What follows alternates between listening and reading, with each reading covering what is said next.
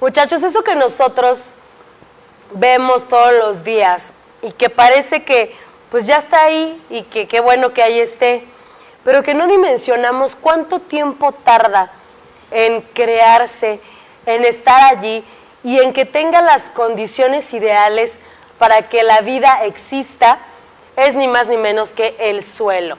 Y de eso vamos a platicar el día de hoy con nuestro especialista en temas medioambientales, el ingeniero Carlos Álvarez Flores. ¿Cómo estás, ingeniero? Qué placer tenerte acá. Muy buenas tardes, es un gusto estar, Isabel, nuevamente con usted y con su auditorio. Pues platicábamos de que el suelo es ese recurso que pocas veces valoramos, ingeniero, porque siempre pensamos en la calidad del agua, en la calidad del aire, pero pocas veces pensamos en lo valioso que es nuestro suelo. No sabemos claramente qué es la erosión, cómo influye el que tengamos o no tengamos árboles, el que tengamos estas planchas de concreto por todas las ciudades y que no exijamos que haya áreas verdes o áreas en las que pues el suelo respire. Cuéntanos, ingeniero. Con mucho gusto. Bueno, primero debo decir que durante millones de años esta mezcla de materia orgánica, ¿verdad?, de esta biomasa, ahora le llamamos biomasa, ¿verdad? Bueno, la biomasa es esa corteza vegetal, ¿verdad?, esas especies vegetales que yo le llamo corteza vegetal, pero que están sustentadas y existen por el suelo. Cuando yo digo suelo, me refiero al suelo como organismo vivo. Fíjense bien, los estudiosos de Riverside, en California, aquí con los vecinos del norte, ellos tienen ahí el centro, probablemente uno de los centros de investigación en agricultura más importantes del mundo. Y ellos dicen, porque así me lo dio, así me lo enseñó el ingeniero Carmín Marino Ambrosi, el mejor ingeniero que yo he conocido en mi vida, un genio. Él era de origen italiano, nacido en México, pero de origen italiano. Lo conocí hace 30 años exactamente. Y me decía, usted no sabe nada, ingeniero. ¿Usted es ingeniero químico? Sí, soy ingeniero químico. ¿Pero usted no sabe lo que es la bioquímica del suelo? No, le dije. ¿Ya ve cómo no sabe? ¿Cómo los ingenieros no? Los ingenieros químicos no saben. Así es que yo le voy a dar la clase. Ah, le dije, adelante, a ver. Saqué mi cuaderno y mi pluma y me puse a anotar. Fíjense bien. Cada centímetro cúbico de suelo, este suelo agrícola, este suelo con vida, puede tener 300 millones de microorganismos. De todo tipo. Hongos, bacterias. También hay virus, ¿verdad? Y hay otros que se llaman actinomicetos, que son bacterias que se comportan como hongos y hongos que se comportan como bacterias. Qué curioso, ¿verdad? Bueno, esos millones y millones de microorganismos que ya están ahí en el suelo hacen el milagro de la fertilidad. Por los católicos que me escuchan, los invito a que lean Concilio Vaticano II, ¿verdad? Y que es un documento muy importante, pero también les invito a leer Laudato Si, que esta es una publicación ahora del Papa Francisco muy cercana, en donde habla precisamente del cuidado del medio ambiente, habla de la casa, o sea, del planeta, y habla del suelo también, ¿verdad? Habla de este recurso que es lo más importante, porque sin suelo, pues no tenemos los nutrientes, no tenemos estos productos agrícolas que nos dan vitaminas y nos dan minerales. ¿Por qué? Porque esos microorganismos durante millones de años que han convivido con los minerales del suelo, los han integrado a esa bioquímica del suelo, y entonces nosotros tenemos la maravilla de obtener de ese suelo, de esa fertilidad, nos regala nutrientes, ¿verdad?, que son vitaminas, minerales y también proteínas, Isabel. No hay necesidad de estar comiendo el bistec, ¿verdad? El steak, los gringos, ¿no? El bistec. Tenemos nueces, almendras, pistaches, que están muy caros, pues sí, sí están caros, pero son más sanos, ¿verdad? Y es una proteína muy buena. También tenemos la proteína de los océanos. Les prometo que la próxima vamos a hablar de los océanos, ¿verdad? Es que es todo un tema. Pero ahorita vamos al suelo de estos continentes. Este suelo que todos los días perdemos, fíjense bien, lo dijo usted muy bien, Isabel, la erosión. Hay varios tipos de erosión. El aire, el viento, si no hay árboles, ese suelo está vulnerable. En la medida en que nosotros perdemos árboles, arbustos, bosques o selvas, en esa medida perdemos suelo. Y al perder suelo, pues perdemos todo. Es la fuente de nuestros nutrientes, de nuestros alimentos, para decirlo más claramente, ¿verdad? Sin eso, sin el suelo, pues no tenemos esta fuente de energía, vitaminas y minerales y proteínas. O sea, es la vida, en pocas palabras, el suelo es la vida. Pero pareciera que no nos damos cuenta, pareciera que nadie está preocupado por el suelo. ¿Qué quiero decir con esto? Tenemos que recuperar estos suelos erosionados.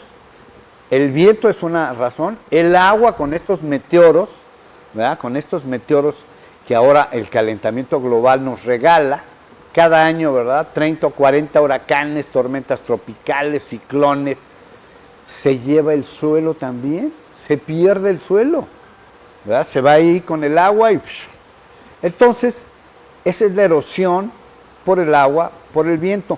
Pero también tenemos otra erosión, que es la erosión o degradación química. ¿Por qué? Porque tenemos la mala costumbre, ¿verdad? A raíz de que los norteamericanos vinieron a convencernos de usar fertilizantes químicos y plaguicidas tóxicos. Hace 80 años llegaron y dijeron, no, hombre, ya no le pongan las excretas de sus animales. Eso no, hombre, eso es muy anticuado, no. Miren, aquí está la urea y aquí están estos plaguicidas, estos herbicidas, fíjense nada más, herbicidas. Estos herbicidas son tóxicos. El glifosato, que está ahorita en la gran discusión nacional, el paraquat y el ácido 2,4-D diclorofenoxiacético. Esos son los tres herbicidas más usados en el mundo y, por supuesto, México. México es el paraíso.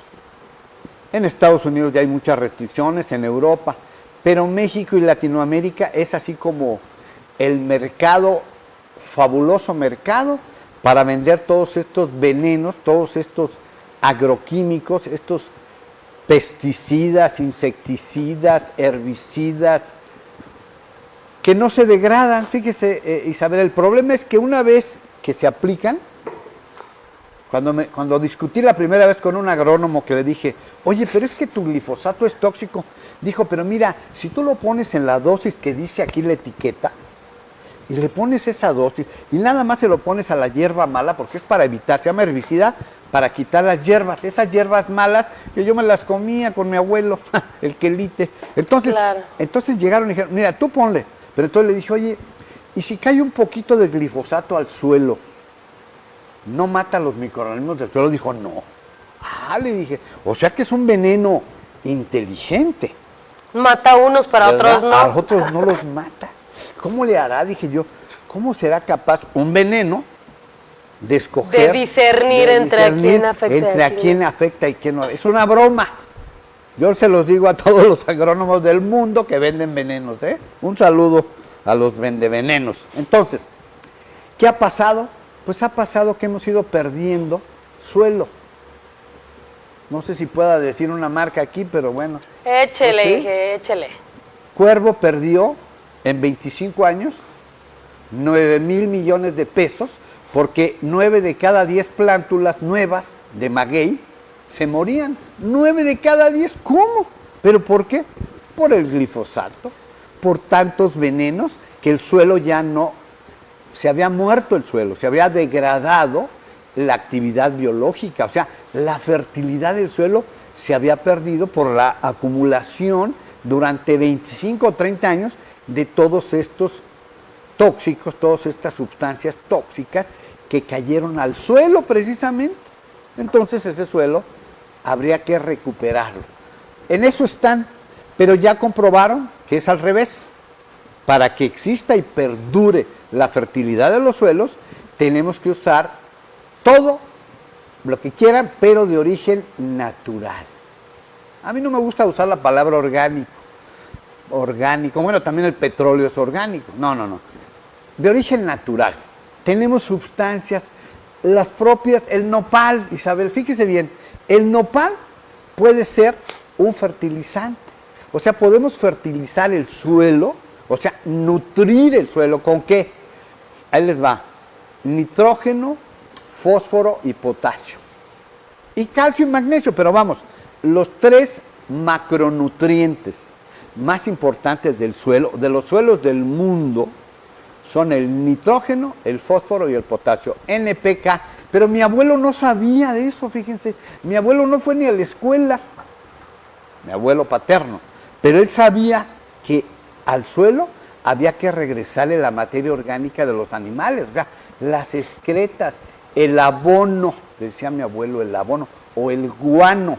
Fíjense bien, las excretas de los murciélagos es el mejor guano del mundo. Es lo más rico que hay en nitrógeno, en nutrientes. Fíjense bien las excretas de los murciélagos, esos murciélagos feos, ¿verdad? Que cuando dicen, ay, qué feo. No, son polinizadores, tienen una función importantísima en el planeta. Igual que las abejas, igual que muchas especies polinizadoras que nos ayudan a producir todavía un tercio de la producción mundial de alimentos del suelo. O sea, ellos polinizan, llevan la semilla y la depositan. Usted ha comido los chiles en Tabasco, el chile amash. Ay, caray. ¿Y por qué se llama amash cuando fui a Villahermosa? Ay, ingeniero.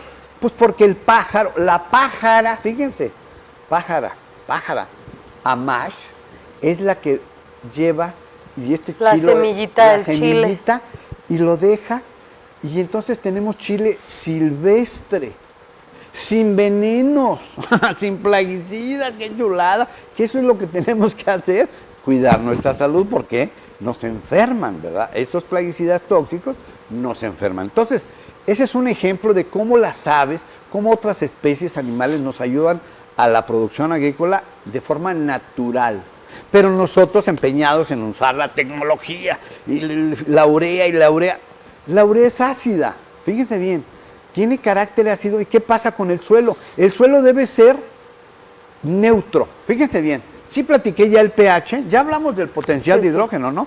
Lo alcalino o lo ácido, ¿no? Entonces el agua, igual que el suelo, deben tener un pH de 7. De 1 a 6 o de 1 a 7 es ácido, de 7 a 14 es alcalino. Bueno, el agua y el suelo deben estar alrededor de 7. El growth rate, así como dicen los norteamericanos, o sea, el rango de crecimiento para la producción agrícola es de 6 a 8 de pH. Entonces, si nosotros ponemos urea ácida todo el tiempo, entonces el suelo se acidifica y baja a 3 o 4. Y si eso sucede, los microorganismos del suelo, los maravillosos y milagrosos microorganismos, ya no hacen su función. ¿Cuál es su función? Tomar y entregar los nutrientes del suelo a la planta, al producto agrícola. Por ejemplo, el jitomate. Les recomiendo que coman mucho jitomate porque es fuente de potasio. Bueno, hay un médico por ahí que dice, usted coma 2 kilos diarios de jitomate y se le va a curar todo. Bueno, no sé si sea cierto, pero el jitomate es muy bueno, la cebolla, o sea, todos los cultivos y productos agrícolas tienen nutrientes, vitaminas, minerales, y nosotros debemos comerlos de la manera más natural posible. Por eso el suelo lo tenemos que cuidar. No debemos usar ya tantos venenos en este suelo, porque lo perdemos.